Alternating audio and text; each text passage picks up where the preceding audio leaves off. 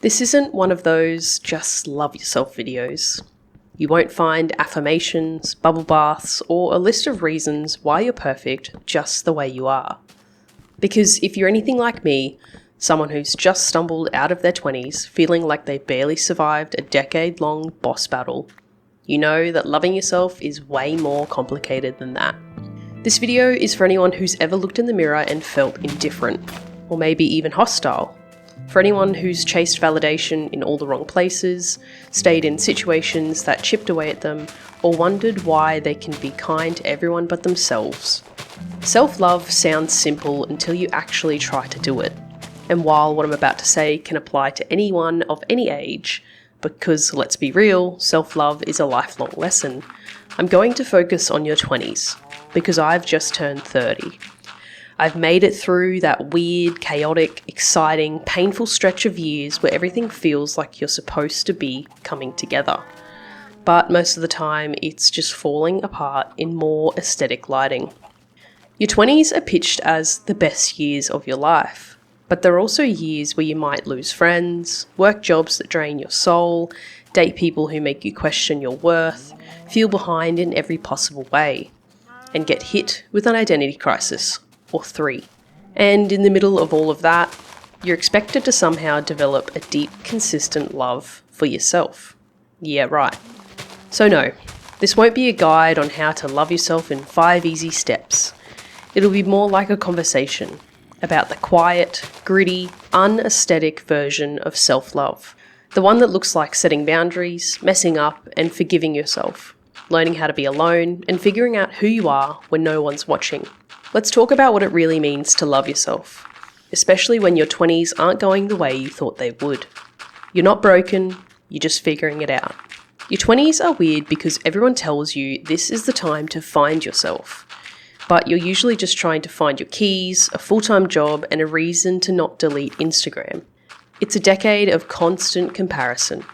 Someone from high school is now a homeowner, another is living in a van in Portugal. Meanwhile, you're eating cereal for dinner and wondering if your anxiety is normal or if you should Google it again. It's easy to look at your life and think, well, clearly I'm the problem. You're not where you thought you'd be, you're not as confident, as successful, or as happy as you assumed you'd magically become once you hit adulthood. You begin to believe something is fundamentally wrong with you. But here's the truth. You're not broken. You're just trying to figure it out. Loving yourself starts with dismantling the idea that you're supposed to have your life together by a certain age. You're not a failed adult because you still don't know how taxes work. You're not a broken person because you get overwhelmed by things like grocery shopping and dating apps. The chaos is not a flaw in your design, it's literally just part of growing up. Self-love in this stage means giving yourself the grace to be in progress. It means not seeing your messiness as proof of failure, but as evidence that you're alive and learning. Every person you think that has it all together is probably also just pretending. And if they're not, they will eventually go through something messy too. No one escapes the chaos. We're just getting better at dancing in it. Stop outsourcing your worth. Let's be honest. We are all recovering approval addicts. You post a photo and check who liked it. You land a job and immediately wonder what people will think of the title. You go on a date and calculate your worth based on whether or not they text you back. Somewhere along the line, your sense of self became a group project. The worst part?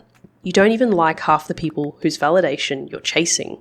And yet, their approval still feels like a currency you're desperate to collect. But here's the thing about outsourcing your worth. It's exhausting. When your value depends on something external, your job, your relationship, your Instagram feed, it becomes fragile. It rises and falls with your achievements and failures. It becomes a full-time job to keep yourself worthy in the eyes of the world. Self-love means deciding that your worth isn't up for debate. It's not something that can be upgraded with a promotion or downgraded because someone ghosted you.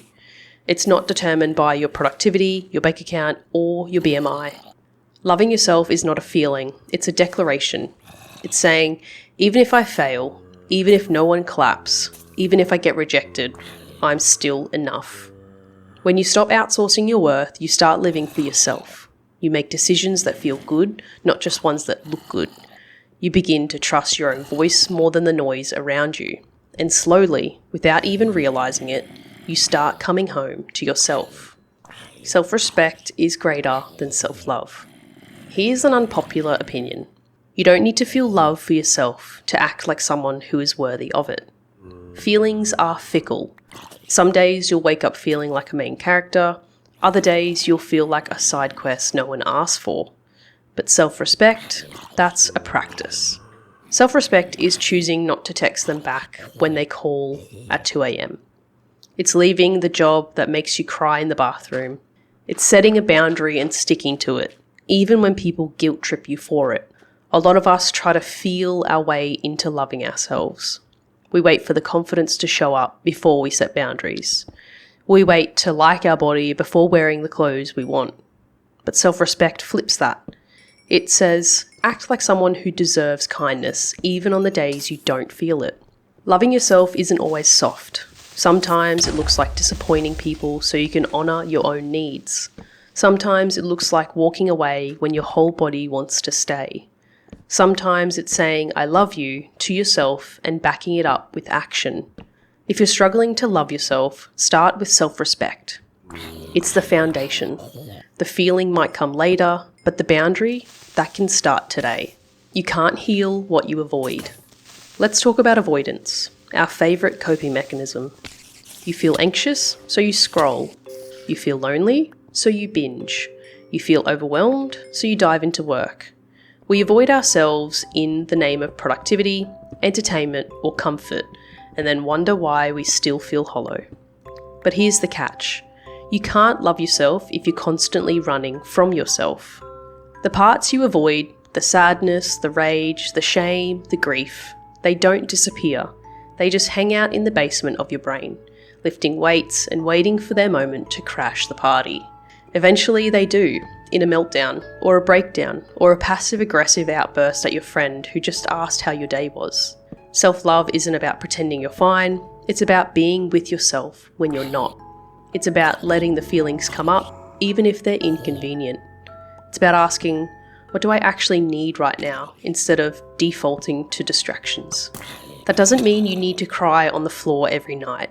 It means you pause, you journal, you go for a walk instead of numbing out. You ask for help, you talk to someone, you acknowledge the hard stuff instead of stuffing it down. Loving yourself means not abandoning yourself, even when you're hard to sit with, especially then. Forgive yourself for who you were. We all have that one memory that still makes us cringe. That one text we sent, that relationship we stayed in too long, that friend we hurt, that version of ourselves we wish we could forget. But here's the truth. You cannot hate yourself into healing. The younger version of you was doing their best with what they knew. They were surviving. They were figuring things out. They didn't have the tools or the hindsight you have now. And yet, we hold on to shame like it's a punishment we deserve. But self-love includes self-forgiveness. It means looking back and saying, you didn't know any better, but now you do, and that's okay. Forgiving yourself doesn't mean excusing harmful behaviour. It means owning it, learning from it, and then letting yourself move on. You cannot grow while constantly punishing yourself for not having grown sooner. Would you say the things you say to yourself to a friend? To a sibling? Probably not. So why are you so cruel to the version of you who needed the most compassion? Loving yourself means embracing every chapter, even the ones you don't want to reread. Because all of it made you who you are, and who you are is allowed to grow. The myth of constant confidence. You know that TikTok trend where people pretend to wake up glowing, productive, stylish, and emotionally stable? Yeah, that's not real. And yet, we all fall for it. We think confidence is something you either have or you don't. That loving yourself means always liking yourself. But let me clear something up. Confidence isn't the starting point, it's the byproduct. Confidence comes after the risk, after the awkward first attempt, after you do the thing, scared, uncertain, shaky, and realise you didn't die. It's the reward for showing up, not the requirement. If you're waiting to feel confident before you go after what you want, you'll be waiting forever. You don't need to feel amazing to take up space. You don't need to feel ready to start the thing. You don't need to love every part of yourself to begin treating yourself with care. Confidence grows through action, through showing up repeatedly, through proving to yourself over and over that you are capable of doing hard things. Loving yourself doesn't mean being fearless. It means doing things while terrified and being proud of yourself anyway. Love is showing up. So here we are, 11 minutes later, still messy, still figuring it out, still trying. If there's one thing I want you to take away, it's this. Self-love isn't a destination. It's a practice. A messy, inconsistent, deeply human practice. It's brushing your teeth when you don't feel like it. It's walking away from people who confuse attention with affection. It's logging off. It's eating breakfast. It's unfollowing people who make you feel small. It's sitting with your feelings without judging them. It's forgiving yourself for not knowing better. It's wearing the outfit anyway. It's asking for help. It's surviving today even when tomorrow feels blurry. Self-love isn't something you earn. It's something you learn, slowly, over and over, like a language you forget how to speak, but your body still remembers the rhythm. And look, if all you did today was exist, that's enough. That's love. So keep showing up for yourself. Not perfectly, not dramatically, just consistently. Because maybe that's what love really is. Choosing yourself again and again, especially when it's hard.